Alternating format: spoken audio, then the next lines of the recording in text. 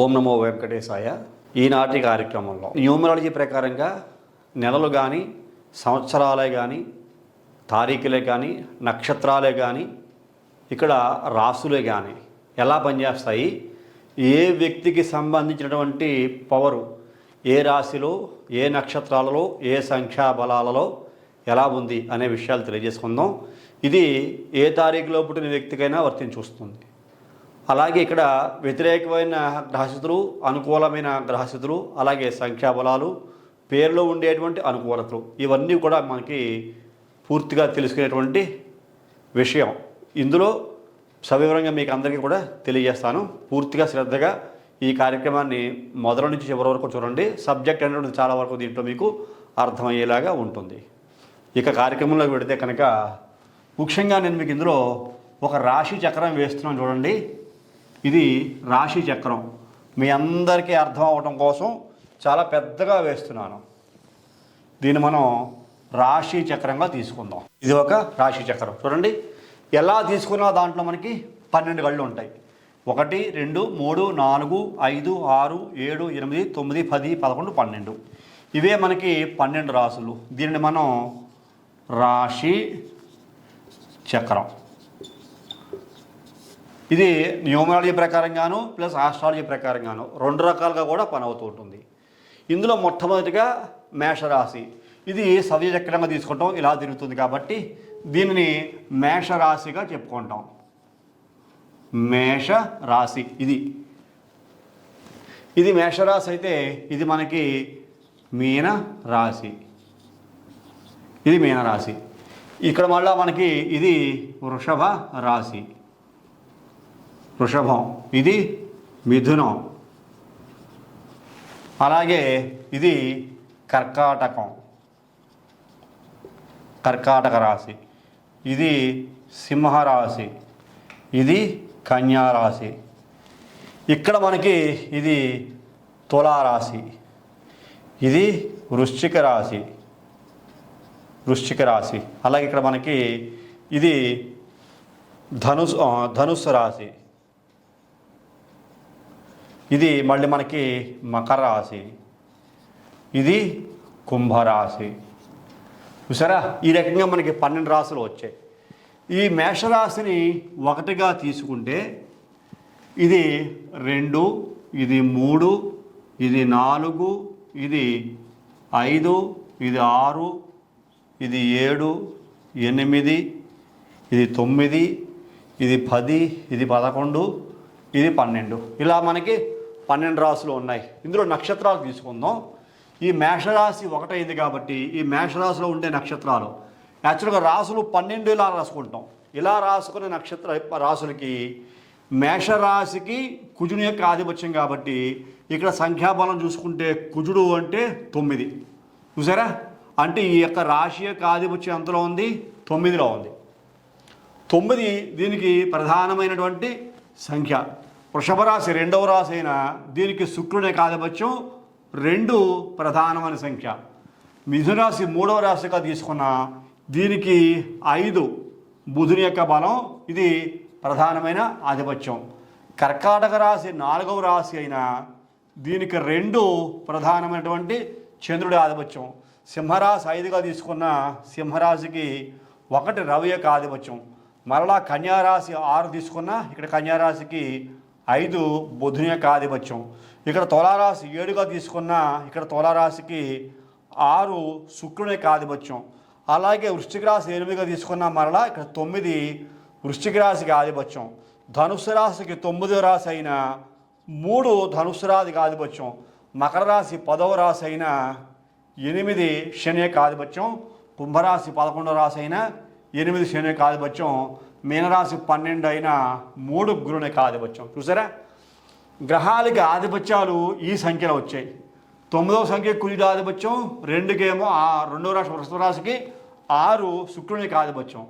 మరి ఇట్లాగా సంఖ్యాబలాలు రాసులకి ఈ రకంగా వచ్చినప్పుడు నక్షత్రాలు ఏ రకంగా ఉన్నాయి చూసుకుంటే మేషరాశిలో అశ్విని నక్షత్రం ఉంది. అశ్విని నక్షత్రం అంటే కేతు యొక్క ఆధిపత్యం. చూసారా, మరలా చూసుకుంటే భరణి నక్షత్రం ఉంది. భరణికి 6 శుక్రుని యొక్క ఆధిపత్యం. ఇక్కడ మరలా మనకి కుర్తిగా 1వ పాదం ఉంటుంది. ఇక్కడ రవి యొక్క ఆధిపత్యం చూసారా, ఇవన్నీ కలిసి ఉన్నాయి. కుజుడు, కేతువు, శుక్రుడు, రవి మేషరాశిలో ఉన్నాయి న్యూమరాలజీ ప్రకారంగా చూసుకుంటే. మళ్ళీ వృషభ రాశి చూసామనుకోండి, కృత్తికా నక్షత్రం 2, 3, 4 పాదాలు అంటే రవి యొక్క ఆధిపత్యం 1 కృత్తిక. తర్వాత రోహిణి నక్షత్రం 2 యొక్క ఆధిపత్యం. తర్వాత చూసుకుంటే మృగశిర కుజుని యొక్క ఆధిపత్యం 9 చూసారా, 1, 2, 9, 6 ఈ బలాలు వృషభ రాశిలో కనబడుతూ ఉన్నాయి. తర్వాత మిథున రాశి చూసుకుంటే మళ్ళీ ఇక్కడ మనకి కుజుని యొక్క ఆధిపత్యం మృగశిర. తర్వాత చూసుకుంటే ఆరుద్ర 4 రాహు యొక్క ఆధిపత్యం చూసే. తర్వాత మనకి పునర్వసు చూసుకుంటే 3 గురుని యొక్క ఆధిపత్యం చూసారా. రాశి మిథున రాశి, రాశికేమో బుధుని యొక్క బలం 5, ఇక్కడ 9, 4, 3 అంటే మృగశిర, ఆరుద్ర, పునర్వసు ఇవన్నీ కూడా దాంట్లో వచ్చినాయి చూసారా. ఇక్కడ మళ్ళా మనం చూసుకుంటే ఇక్కడ ఈ యొక్క ఆధిపత్యాన్ని కర్కాటక రాశికి 2 చంద్రునికి ఆధిపత్యం వచ్చింది. ఇందులో మళ్ళీ మనకి పునర్వసు నక్షత్రం అంటే 3 యొక్క ఆధిపత్యం ఉంది పునర్వసు. తర్వాత పుష్యమి 8 యొక్క ఆధిపత్యం ఉంది. తర్వాత ఆశ్లేష 5 యొక్క ఆధిపత్యం ఉంది చూసారా. అంటే ఇక్కడ పునర్వసు నక్షత్రానికి ఆధిపత్యం మళ్ళా చూసుకుంటే మరి కర్కాటక రాశిలో గురునికి ఆధిపత్యం ఉంది. పుష్యమి నక్షత్రానికి అధిపతి శని యొక్క ఆధిపత్యం ఉంది. ఆశ్లేష నక్షత్రానికి అధిపతి ఇక్కడ మళ్ళీ మనకి బుధుని యొక్క ఆధిపత్యం చూసారా. అక్కడ చంద్రుని యొక్క స్వక్షేత్రం, ఇది స్వక్షేత్రాధిపతులు చూసారా. ఇక్కడ ఈ రాశికి అధిపతి ఇక్కడ కుజుడు, శుక్రుడు, బుధుడు, ఇక్కడ చంద్రుడు ఆ రకంగా మనకు కనబడుతోంది. అలాగే సింహరాశి చూసుకుంటే ఎవరున్నారు, సింహరాశిలో ఇక పునర్వసు, పుష్యమి, ఆశ్లేష, మఖా నక్షత్రానికి అధిపతి మళ్ళీ ఇక్కడ మనకి 7 వచ్చింది. తర్వాత పుబ్బా నక్షత్రానికి అధిపతి శుక్రుడు వచ్చాడు చూసారా. అశ్వని ఇక్కడ మనకి ఆశ్లేష, మఖ, పుబ్బ. ఉత్తరా నక్షత్రానికి అధిపతి మళ్ళీ 1 రవి వచ్చాడు, కృత్తిగా, ఉత్తరాషాఢ. ఇక్కడ సింహరాశినాథుడు రవి అయ్యి ఉన్నాడు చూసారా. అలాగే ఇక్కడ పుబ్బాన ఉత్తరా నక్షత్రానికి రవి అయ్యి ఉన్నాడు. ఇక్కడ మనకి పుబ్బా నక్షత్రానికి శుక్రుడు అయ్యి ఉన్నాడు. ఇక్కడ మఖా నక్షత్రానికి కేతు అయ్యి ఉన్నాడు చూసారా. ఈ రకంగా చూసుకుంటే ఇక్కడ మరలా మనకి ఈ యొక్క ఉత్తరా నక్షత్రం ఇక్కడ మరలా మనకి కన్యారాశిలో కూడా ఉంది, అధిపతి రవి ఉన్నాడు. అలాగే హస్త నక్షత్రానికి 2 చంద్రుడు అయి ఉన్నాడు. తర్వాత చిత్తా నక్షత్రానికి కుజుడు 9 అయి ఉన్నాడు, అధిపతి మాత్రం మనకి 5. అంటే ఈ తారీఖులో పుట్టిన వాళ్ళు, ఈ సంవత్సరాల్లో పుట్టిన వాళ్ళు ఆ విషయాలను తెలియజేస్తాను మీకు. ఇక్కడ మళ్ళీ తులారాశి చూసుకుంటే చిత్తా నక్షత్రం 9 అంటే చిత్తా నక్షత్రం 3, 4 పాదాలు త్వరలో ఉంటాయి. అలాగే స్వాతి నక్షత్రం 4 రాహు అధిపతి, విశాఖ నక్షత్రం 3 గురుని అధిపతి, దీనికి ఆధిపత్యం చూసుకుంటే 6 శుక్రునికి ఆధిపత్యం. ఇక్కడ మరలా మనకి విశాఖ నక్షత్రం చూసుకుంటే గురుని యొక్క ఆధిపత్యం కనబడుతోంది చూసారా. తర్వాత అనురాధ నక్షత్రం 8 శని కనబడుతోంది. తర్వాత విశాఖ జ్యేష్ఠ నక్షత్రం చూసుకుంటే కనుక ఇక్కడ మళ్ళీ మనకి 5 బుధుడు కనబడుతున్నాడు. ఇక్కడేమో కుజుని యొక్క ఆధిపత్యం వృశ్చిక రాశి చూసారా. ఇక్కడ చూసుకుంటే విశాఖ, అనురాధ, జ్యేష్ఠ. ఇక్కడ మరలా మనకి 7 కేతుబలం కనబడుతోంది, మూలా నక్షత్రం. తర్వాత శుక్రబలం కనబడుతోంది, పూర్వాషాఢ, ఉత్తరాషాఢ కనబడుతోంది మరలా మనకి. ఇక్కడ రవి యొక్క ఆధిపత్యం. ఇందులో చూసుకుంటే ధనుస్సు రాశిలో అధిపతి 3 కనబడుతున్నాడు. ఇక్కడ కేతువు, శుక్రుడు, రవి చూసారా. మరలా మకర రాశికి వెళ్ళామనుకోండి, అధిపతి 8 అయి ఉంటాడు. ఉత్తరాషాఢ 1 అవుతోంది చూసారా. శ్రవణ నక్షత్రం 2 అవుతోంది. తర్వాత ధనిష్ఠ నక్షత్రం 9 అవుతోంది చూసారా. ఇక్కడ 8 అధిపతి 1, 2, 9 అంటే రవి, చంద్రుడు, కుజుడు ఈ గ్రహాలన్నీ కూడా మకర రాశికి ఆధిపత్యం వహించేటట్టుగా స్థిర నివాసం ఏర్పడిన నక్షత్ర జాతకులు కనపడుతూ ఉన్నారు. తర్వాత కుంభరాశి చూసుకుంటే ధనిష్ఠ నక్షత్రం కనపడుతోంది. ఇక్కడ కుంభరాశిలో ధనిష్ఠ నక్షత్రానికి అధిపతి 9 అయి ఉన్నాడు, ధనిష్ఠ. తర్వాత శతభిష నక్షత్రం అయింది, రాహు అయి ఉన్నాడు. తర్వాత పూర్వభద్ర నక్షత్రం గురుడు అయి ఉన్నాడు చూసారా. అంటే ఇక్కడ కుజుడు, రాహువు, గురుడు 3 రకాల బలాలు ఈ ఒక నక్షత్రంలో వచ్చాయి. తర్వాత ఇక్కడ చూసుకుంటే పూర్వభద్ర నక్షత్రానికి అధిపతి బుధుడై ఉన్నాడు, ఉత్తరాభాద్రకి 8 అయి ఉన్నాడు శని, రేవతి నక్షత్రానికి 5 అయి ఉన్నాడు. ఇక్కడ మళ్ళా మనకి అధిపతి చూసుకుంటే 3 అయింది చూసారా. ఇది న్యూమరాలజీ ప్రకారంగా వాల్యూస్ ఈ రకంగా కనపడుతూ ఉంటాయి చూడండి. ఇక్కడ ఇందులోనే 9 తారీఖులు వచ్చేసాయి. ఇక్కడ 9, 6, 5, 2, 1, 5, 6, 9, 3, 8, 8, 3. ఇది రాసుల యొక్క బలాలు. ఇందులో చూడండి 7, 6, 1, 1, 2, 9, 9, 4, 3. అంటే ఇందులో 31 తారీఖులు కూడా ఉంటాయి. 31 తారీఖులకు సంబంధించిన వ్యక్తులు దీంట్లో ఉంటారు. 27 నక్షత్రాలకు సంబంధించిన వ్యక్తులు దీంట్లో ఉంటారు. చూసారా? అలాగే 12 రాసులకి సంబంధించిన వ్యక్తులు దీంట్లో ఉంటారు. 12 రాసుల వాళ్ళు దీంట్లోనే ఉన్నారు. 27 నక్షత్రాల వాళ్ళు దీంట్లోనే ఉన్నారు. చూసారా? అలాగే 31 తారీఖుల వాళ్ళు దీంట్లోనే ఉన్నారు. 12 నెలల వాళ్ళు కూడా దీంట్లోనే ఉన్నారు. 12 రాసులు, 12 నెలలు, 31 తారీఖులు, 27 నక్షత్రాలు, ఇట్లాగా మొత్తం అందరూ కూడా దీంట్లో వచ్చేసారు. దీన్ని బట్టే మరలా మనకి వాస్తు కూడా వస్తుంది, దిశలు కూడా వస్తూ ఉంటాయి. వాస్తు ప్రకారంగా కూడా ఇప్పుడు ఫర్ ఎగ్జాంపుల్ ఈ పుట్టిన వ్యక్తికి ఏదో ఒక ఉదాహరణ, ఒక తారీఖు ఎగ్జాంపుల్ రాస్తాను చూడండి. ఇక్కడ 5వ తారీఖు 2వ నెల 1987 అనుకుందాం, ఇలా పుట్టారు అనుకుందాం. ఇక్కడ చూసుకుంటే 5 అంటే కనుక 5 అయింది బర్త్ నెంబరు, 2 అయితే 2 అయింది, 10, 18, 25, 7 అయ్యింది. చూసారా? 25, 29, 34 అంటే 7. ఇతనికి బర్త్ నెంబర్ 5 అయింది, డెస్టినీ నెంబర్ 7 అయింది, ఏంజల్ నెంబర్ 4 అయింది. చూసారా? ఇప్పుడు దీన్ని మనం క్యాలిక్యులేట్ చేసుకోవాలి. దీన్ని క్యాలిక్యులేట్ చేసుకుంటే కనుక ఇందులో ఇతను ఈ తారీఖులో పుట్టిన వ్యక్తి ఏ నక్షత్రంలో పుట్టాడు, ఏ రాశిలో పుట్టాడు, ఈ సంఖ్యాబలాలు వేటికి అనుకూలంగా ఉన్నాయి, పూర్తి వివరాలు ఇలా ఎనాలిసిస్ చేసుకుంటే కనుక ఇంకా చెప్పాల్సిన విషయాలు మీకు చాలా ఉన్నాయి. వీడియో చాలా పెద్దదైపోతుంది. ఒకదాని తర్వాత ఒకటి పూర్తి వివరాలు మీ అందరికీ తెలియజేస్తాను. ఇది చాలా చాలా ఇంపార్టెంట్ సబ్జెక్ట్ కాబట్టి ఇందులో 27 నక్షత్రాలు చూడండి. 1, 2, 3 అంటే ఒక రాశికి 3 నక్షత్రాలు చెప్పనా, ఓకేనా? ఇక్కడ చూసుకుంటే మనకి 27 నక్షత్రాల వాళ్ళు దీంట్లో వచ్చేస్తారు. 27 నక్షత్రాలు 9 పాదాలు చెప్పులు ఉంటాయి. 12 × 9 అంటే 108. 12 రాసుల్లోనూ ఈ 12 రాసుల్లోనూ కూడా ఒక్కొక్క రాశిలోనూ కూడా 9 పాదాలు ఉంటాయి. ఇక్కడ మీకు అశ్విని నక్షత్రం ఉందనుకోండి, ఇక్కడ 4 పాదాలు ఉన్నాయి. భరణ నక్షత్రం 4 పాదాలు ఉన్నాయి. కృతిక నక్షత్రం ఒకటే ఉంది. చూసారా? ఈ 4 కలిపి అనుకోండి, ప్లస్ చూసుకుంటే కనుక ఈజువల్ కనుక 9 అయ్యింది. ఇక్కడ కృతిక నక్షత్రం చూసుకుంటే 3 పాదాలు అయ్యింది, ప్లస్ ఇక్కడ మళ్ళీ మనకి 4 పాదాలు అయ్యింది, ఇక్కడ మళ్ళీ 2 పాదాలు అయింది. చూసుకుంటే మళ్ళీ 9 పాదాలు వచ్చేసాయి. చూసారా? ఆ రకంగా ఏ నక్షత్ర జాతకులకైనా సరే. ఇప్పుడు ఈ అశ్విని నక్షత్రం కేతువు 4 పాదాలు మేషరాశిలో ఉన్నాయి. భాను నక్షత్రం శుక్రుడు 4 పాదాలు మేషరాశిలో ఉన్నాయి. కృత్తిక నక్షత్రం 1వ పాదమే ఉంది. మరి వృషభ రాశిలోకి వెళ్ళమండి, కృత్తిక 3 పాదాలు ఉన్నాయి, అలాగే రోహిణి 4 పాదాలు ఉన్నాయి, అలాగే మృగశిర 2 పాదాలు ఉన్నాయి. ఇక్కడ మళ్ళా 9 మృగశిర 2 పాదాలు ఉన్నాయి, మళ్ళీ ఆరుద్ర 4 పాదాలు ఉన్నాయి, ఇక్కడ పునర్వసు 3 పాదాలు ఉన్నాయి. చూడండి, 4, 3, 7 + 8, 9. చూసారా? అట్లాగా ప్రతి రాశిగా ఉంటుంది. ఇలాగ మీకు 9, 3, 27, 12, 9, 108 పాదాలు. చూసారా? 12 రాసుల్లోనూ కూడా 9 పాదాలు చెప్పిన 108 పాదాలు ఉంటాయి. 27 నక్షత్రాలు వచ్చేస్తాయి. ఒక్కొక్క రాశిలోనూ మీకు 9 పాదాలు, 3 నక్షత్రాలు ఉంటాయి. ఆ రకంగా ఆస్ట్రాలజీ, న్యూమరాలజీ కూడా అంతే, సంఖ్యాబలాలే. ఇక్కడ 9 అంటే కుజుడు, 7 అంటే కేతువు, 6 అంటే శుక్రుడు, 1 అంటే రవి. వీటికి అనుకూలత ఎలా ఉంది? ఇప్పుడు డేట్ ఆఫ్ బర్త్ చూసుకుంటే ఇక్కడ మీకు 5/2/87 ఒక ఉదాహరణగా వేశాను. మీకు 5వ తారీఖు పుట్టాడు అంటే కనుక దీనికి బుధ బలం. ఇక్కడ పుట్టిన వ్యక్తి జాతకం ప్రకారంగా 5వ తారీఖు ఏ నక్షత్రంలో పుట్టాడో చూడాలి.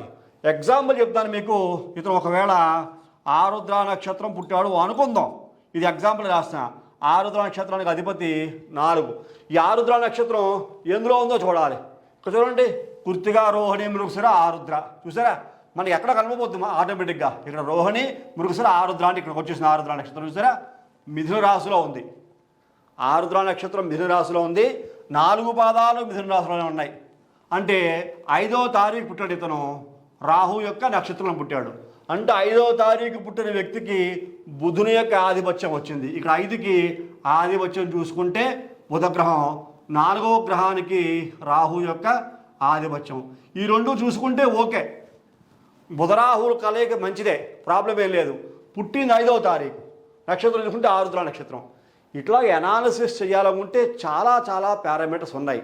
అందుకనే ఈ సబ్జెక్ట్ అనంతం అని చెప్తుంటాను. ఎంత నేర్చుకున్నా నేర్చుకోవాల్సిందే. నేర్చుకునే కొద్దీ శ్రద్ధ ఉండి నేర్చుకునే కొద్దీ సబ్జెక్ట్ దీంట్లో మీకు బయటకు వస్తూనే ఉంటుంది. ఏదో రాసులు లెక్క పెట్టేస్తే కాదు, ఇంకా చెప్పాల్సిన విషయాలు చాలా ఉన్నాయి. నేను అందుకే చెప్తూ ఉంటా, న్యూమరాలజీ అయినా ఆస్ట్రాలజీ అయినా అనంతము. దీన్ని పూర్తిగా ఒక వ్యక్తికి సంపూర్ణమైన పరిశీలన చేసి ఆస్ట్రాలజీని కూడా జోడించి గ్రహాల యొక్క బలాలు ఇక్కడ మీకు చూడండి, చెప్పాను మీకు 5వ తారీఖు పుట్టాడు అతను, బుధుని కనుకోరత ఉంది, 6వ నక్షత్రం. మరి 5వ తారీఖు ఇక్కడ మీకు చూసుకుంటే ఇక్కడ కూడా వస్తుంది 5, వృశ్చిక రాశిలో చూసుకుంటే 5 నెంబర్ ఉంది చూసారా.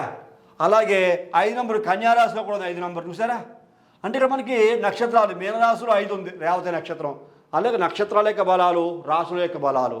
ఒకవేళ ఈ వ్యక్తి 5వ తారీఖు పుట్టిన వ్యక్తి 6వ నక్షత్రం అయ్యింది కాబట్టి 5కి బుధుడు ఆధిపత్యం వహించాడు, 6వ నక్షత్రం మిథునరాశిలో ఉన్నది రాహు యొక్క ఆధిపత్యం. అంటే ఈ 2 మిత్రగ్రహాలు అయినాయి. ఒకవేళ కన్యారాశి అనుకోండి, ఇతను పుట్టిన నక్షత్రం కనుక చూసుకుంటే ఇక్కడ మనకి చిత్తా నక్షత్రం వచ్చింది అనుకోండి, ఉదాహరణకి ఇక్కడ నక్షత్రం కదా 9 అవుతాడు, పుట్టిందేమో 5, ఇక్కడేమో బుధుడు చూసారా, 9కేమో ఇక్కడ కుజుడు. ఈ 2 కూడా యావరేజ్ ఇస్తాయి ఫలితాన్ని. మరి అంత హైలైట్ కాదు, అంత మైనస్ కాదు. అలాగ అనాలిసిస్ కూడా చేసుకోవచ్చు మనం. ఇట్లా చేసుకుంటూ వెళితే చెప్తాను కదా అనంతమైన సబ్జెక్టు. ఈ కార్యక్రమం నేర్చుకోండి, నేర్చుకుంటే మీకు బోర్డు సబ్జెక్ట్ అనేది వస్తుంది. ఏ ఒక్క వ్యక్తి యొక్క జాతకమైనా నేమ్ మాడిఫికేషన్ కూడా చేసేటప్పుడు చాలా చాలా జాగ్రత్తగా పరిశీలన చేయాలి. ఒక వ్యక్తి యొక్క పేరును మనం మార్పు చేస్తున్నామంటే ఏదైనా అక్షరం ఎక్కడ పెడితే ఆ వ్యక్తికి ఎనర్జీ రిలీజ్ అవుతుంది. ఇప్పుడు మీకు ఇలాంటి అనాలిసిస్ చేసిన తర్వాత ఆ వ్యక్తి యొక్క జాతక పరిశీలనలో అతను ఏ రాశిలో పుట్టాడు, ఏ నక్షత్రంలో పుట్టాడు, ఏ సంఖ్య బలంలో పుట్టాడు, బర్త్ నెంబర్ ఎంత, డెస్టినీ నెంబర్ ఎంత, ఏంజల్ నెంబర్ ఎంత, అలాగే పిరమిడ్ నెంబర్ ఎంత, ఇవన్నీ కూడా వీటికి అనుకూలంగా కూడా ఉన్నాయా లేవా, ఇలా అనుకూలంగా ఉన్నాయా లేవా చూడాలంటే ఎటువంటి మనం పరీక్షలు చేయాలి, ఎటువంటి అనాలిసిస్ చేయాలి, ముఖ్యంగా ఆ వ్యక్తి యొక్క జాతకాన్ని ఎటువంటి అనాలిసిస్ చేస్తే ఆ వ్యక్తికి 100కి 100% కూడా మనం రిజల్ట్ ఇవ్వగలుగుతాము అని పరిశీలన చేసి దానికి తగ్గట్టుగా మనం పరిశీలన చేసిన తర్వాత అనాలిసిస్ చేసిన తర్వాత రిజల్ట్ ఇవ్వగలిగితే అతను సక్సెస్ రేట్ అనేటువంటిది 100% ఉంటుంది, దానికి తిరిగే ఉండదు. కాకపోతే ఇలా చేయించుకోగలగాలి, ఇలా చేసే వ్యక్తి మీకు దొరకాలి. అందుకే చెప్తున్నాను మీకు న్యూమరాలజీ కూడా ఆషామాషి కాదు. ఏదో ఏబిసిడీలు లెక్క పెట్టేసి 1 నుంచి 9 అంకెలు లెక్క పెట్టేసి ఏదో నేను పేరు మార్చేస్తాను, నా ఇష్టం వచ్చిన అక్షరాలు ఇష్టం వచ్చిన చోట పెట్టేస్తాను నేను, లేకపోతే ఒక పేరు నానా బీభత్సంగా కూని చేసేసి భయంకరంగా స్పెల్లింగ్లు ఇచ్చేస్తారంటే కనుక ఆ వ్యక్తుల యొక్క జీవితాలు బాగుపడవు. వ్యతిరేకమైన, అనుకూలమైన, మిత్రత్వ, శత్రుత్వ, ఇంకా అనేక రకాల పరిశీలనలు రాసుల ప్రకారంగా, అంకెల ప్రకారంగా, అక్షరాల ప్రకారంగా కూడా చూస్తూ ఉండాలి. అక్షరాలు కూడా చూడొచ్చు ఇందులో. ఇక్కడ మీకు కుజుడు చూసామనుకోండి, కుజుడికి సంబంధించిన అక్షరాలు ఏమున్నాయి ఇంగ్లీష్ అక్షరాల్లో. ఇక్కడ బుధుడికి చూసామనుకోండి, బుధుడికి సంబంధించిన ఇంగ్లీష్ అక్షరాలు ఏమున్నాయి. ఇక్కడ రాహువుకి సంబంధించిన ఇంగ్లీష్ అక్షరాలు ఏమున్నాయి. అలాగే రవికి సంబంధించిన ఇంగ్లీష్ అక్షరాలు ఏమున్నాయి, గురువుకి సంబంధించిన ఇంగ్లీష్ అక్షరాలు ఏమున్నాయి. అవన్నీ కూడా అనుకూల వ్యతిరేక అంశాలు కూడా కలిగిస్తూ ఉంటాయి. ఇట్లాగా చాలా రకాలుగా అనాలిసిస్ చేయాల్సిన పరిస్థితి ఉంటుంది. అందుకే చెప్తూ ఉంటాను, ఒక నిష్ణాతుడైనటువంటి వ్యక్తి చేత మీ పేరును సరైన పద్ధతిలో మార్పు చేయించుకోగలిగితే అభివృద్ధి అమాంతం వస్తుంది, 100% వస్తుంది.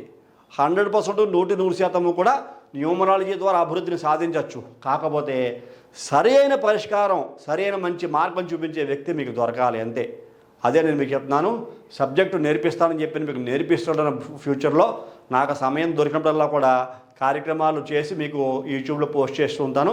శ్రద్ధ కలిగిన వాడు చూడండి. మీరు ఎవరన్నా మీ నేమ్ మోడిఫికేషన్ 100% పెర్ఫెక్ట్గా చేయించుకోవాలనుకుంటే ఈ పక్కనే కనపడుతున్న నెంబర్కి ఫోన్ చేయండి. మీ డేట్ ఆఫ్ బర్త్ విషయాలు తెలియజేయండి. జాతక పరిశీలనకి ఈ న్యూమరాలజీ నేమ్ కరెక్షన్కి దగ్గర రుసుము కూడా చెల్లించి అవి కూడా మంచి పద్ధతిలో మీ యొక్క నేమ్ మోడిఫికేషన్ కూడా చేయించుకుని అద్భుతమైన ఫలితాలు సాధించవలసిందిగా ఈ కార్యక్రమం చూస్తున్న మీకు మరీ తెలియజేస్తున్నాను. ఇలాంటి కార్యక్రమాలు నేను ముందు చాలా కార్యక్రమాలు చేస్తాను. ఇది ఒక అవేర్నెస్ ప్రోగ్రాము. మీకు అందరికీ నచ్చింది అనుకుంటున్నా. నచ్చితే ప్రతి ఒక్కరు లైక్ చేయండి, షేర్ చేయండి, సబ్స్క్రైబ్ చేయండి. తదుపరి వచ్చే కార్యక్రమంలో మరిన్ని ఆసక్తి విషయాలు తెలియజేసుకుందాం. అంతవరకు సెలవు. నమస్కారం.